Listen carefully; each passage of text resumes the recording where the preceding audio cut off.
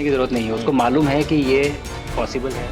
देश के प्रधानमंत्री नरेंद्र मोदी ने आज भारतीय अंतरिक्ष यात्री शुभांशु शुक्ला से एक विशेष पॉडकास्ट संवाद किया। इस दौरान प्रधानमंत्री ने शुभांशु से उनके अंतरिक्ष यात्रा के अनुभवों के बारे में कई सवाल पूछे और शुक्ला ने अपने अनोखे अनुभव साझा किए। शुभांशु शुक्ला ने बताया कि अंतरिक्ष की यात्रा शरीर और दिमाग दोनों के लिए एक बड़ी चुनौती होती है। उन्होंने कहा कि स्पेस में ग्रेविटी न होने के कारण शरीर में कई तरह के बदलाव आते हैं। यहाँ तक कि अंतरिक्ष में वापस लौटने के बाद भी पैरों पर खड़ा होना आसान नहीं होता और दिमाग को दोबारा नए वातावरण के हिसाब से खुद को ढालना पड़ता है। जानना चाहता हूँ वो किस प्रकार से अनुभव करते हैं आप लोग? सर, जब ऊपर भी जाते हैं तो वहाँ का जो वातावरण है, एनवायरनमेंट है, वो अलग है, ग्रेविटी नहीं है। आप जाते हैं उसमें तो सीटिंग अरेंजमेंट वैसा ही रहता है? वैसे ही रहता है सर। और पूरे 23-24 घंटे उसमें निकालना पड़ता है? हाँ सर, लेकिन एक बार जब आप अंतरिक्ष में पहुंच जाते हैं तो आप सीट खोल के, अपना हार्नेस खोल के आप उसी कैप्सूल में आप मूव अराउंड, आप जा सकते हैं, इधर उधर चीजें कर सकते हैं। इतनी जगह है उसमें? बहुत तो नहीं है सर, लेकिन थोड़ी बहुत है। मतलब आपका फाइटर जेट का कॉकपिट है, उससे तो ज्यादा अच्छा है। उससे तो ज्यादा अच्छा है सर।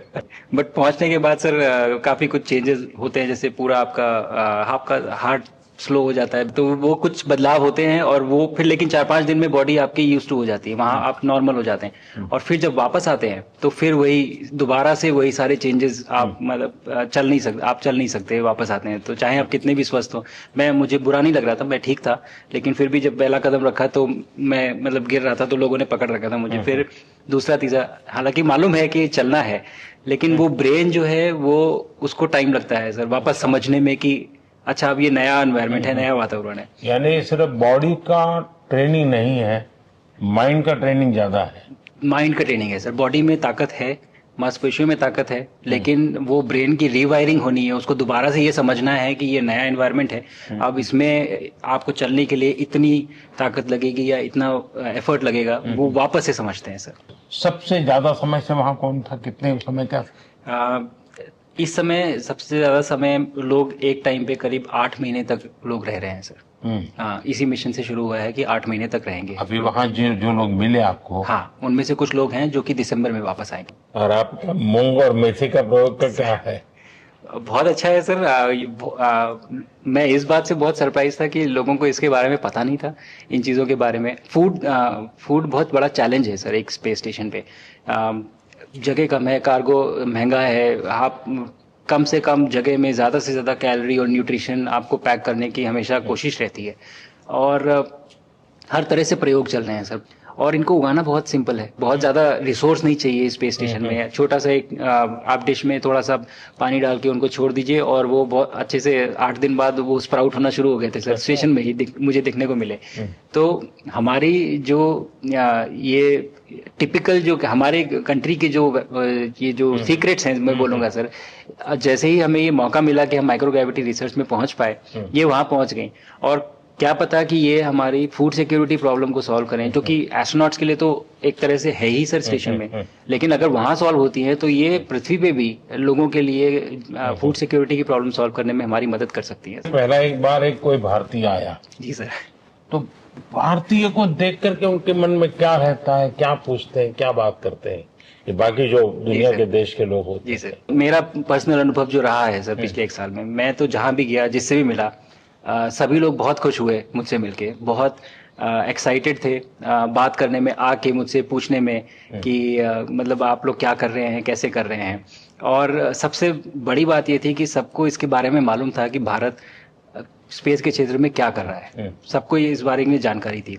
और सब मुझसे ज़्यादा तो कई लोग थे जो गगनयान के बारे में इतना एक्साइटेड थे, जो आके मुझसे पूछ रहे थे कि आपका मिशन कब जा रहा है। एंड मेरे ही क्रूमेट जो मेरे साथ थे, मुझसे साइन करवा के लिख के लेके गए हैं कि जब भी आपका गगनयान जाएगा आप हमें इनवाइट करेंगे और लॉन्च के लिए, और उसके बाद जल्दी से जल्दी हमें आपके व्हीकल में बैठ के जाना है। तो मुझे लगता है सर कि बहुत ज़्यादा उत्साह है ये सारी आपको टेक जीनियस के रूप में बुलाती थी, क्या कारण?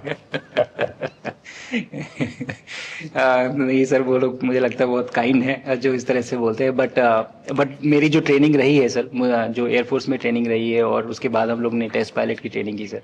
तो मैं एयरफोर्स में जब गया था तो मुझे लगा था कि पढ़ाई नहीं करनी पड़ेगी, बट मुझे इसके बाद बहुत पढ़ाई करनी पड़ी जो मुझे पता नहीं था। और टेस्ट पायलट बनने के बाद तो एक ये काइंड ऑफ एक इंजीनियरिंग का एक डिसिप्लिन बन जाता है सर। इसरो में ट्रेनिंग की, हमारे साइंटिस्ट ने हमको पढ़ाया 2-3-4 साल, तो मुझे लगता है कि हम लोग काफी अच्छे से तैयार थे सर इस मिशन के लिए जब पहुंचे। मैंने जो आपको होमवर्क कहा था तो उसका क्या प्रोग्रेस हुआ है? बहुत बहुत अच्छा प्रोग्रेस हुआ है सर, और लोग काफी हंसे थे मेरे साथ। उस मीटिंग के बाद उन्होंने मुझे चढ़ाया भी था कि आपके प्रधानमंत्री ने आपको होमवर्क दिया है। दिया तो है, और बहुत जरूरी है सर। हमें इस बात का आभास था, मैं गया ही इसलिए था। मिशन तो एक सक्सेसफुल हुआ है सर, हम लोग वापस आ गए हैं, लेकिन ये मिशन अंत नहीं है, मिशन तो शुरुआत है। तो अरे तो मैंने उसी दिन भी कहा, आपने उस दिन बोला था सर, हमारा पहला कदम है, पहला कदम है सर। तो इस पहले कदम का मेन जो उद्देश्य था वो यही था कि हम कितना कुछ इससे सीख के हम वापस ला सकते हैं।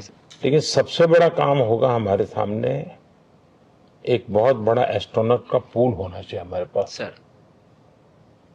हमारे सामने 40-50 लोग सर रेडी इस प्रकार का सर।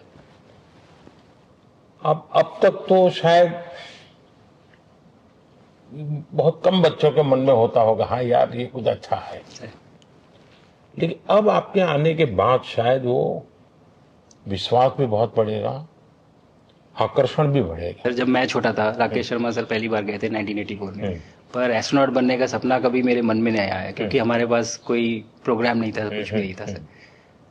बट मैं जब इस बार गया सर स्टेशन में, तो 3 बार मैंने बच्चों से बात की। एक बार लाइव इवेंट था सर, और 2 बार रेडियो के थ्रू उनसे बात हुई।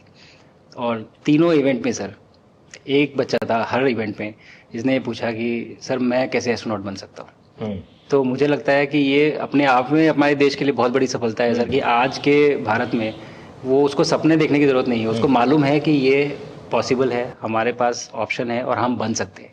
और आपने जैसा कहा सर कि ये जिम्मेदारी है मेरी, मुझे लगता है मुझे बहुत मौका मिला कि मैं अपने देश का रिप्रेजेंट कर पाया हूँ, और अब ये मेरी जिम्मेदारी है कि अब मैं ज़्यादा से ज़्यादा लोगों को यहाँ तक पहुँचाऊँ।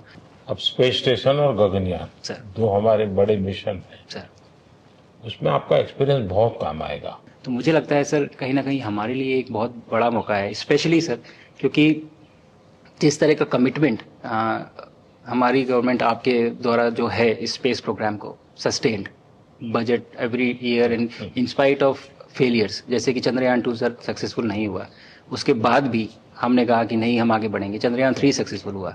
ऐसे ही फेलियर होने के बाद भी अगर इतना सपोर्ट मिल रहा है और ये पूरी दुनिया देख रही है सर, तो कहीं ना कहीं सर हमारी इस समय क्षमता भी है और इस समय पोजीशन भी है, तो हम यहाँ पे एक लीडरशिप रोल एक्वायर कर सकते हैं सर। और एक बहुत बड़ा एक टूल होगा अगर एक ऐसा स्पेस स्टेशन जो लेड बाय भारत बट बाकी लोग आके उसका हिस्सा बने। मैंने सुनी सर आपने जो आत्मनिर्भरता इन स्पेस मैन्युफैक्चरिंग वाली आपने बात की थी सर, तो ये सारी चीजें एक ही तरह से जुड़ी हुई है। जो विजन आपने जो अभी दिया है हमें, ये गगनयान का और बैस का और फिर मून लैंडिंग का सर, बहुत बड़ा ड्रीम है सर। हम अगर आत्मनिर्भर बन के करेंगे तो अच्छा करेंगे। बिल्कुल सर। इस पॉडकास्ट संवाद में शुभांशु शुक्ला ने न सिर्फ अपने अनुभव साझा किए बल्कि भारत के भविष्य के अंतरिक्ष अभियानों के लिए अहम सुझाव भी दिए।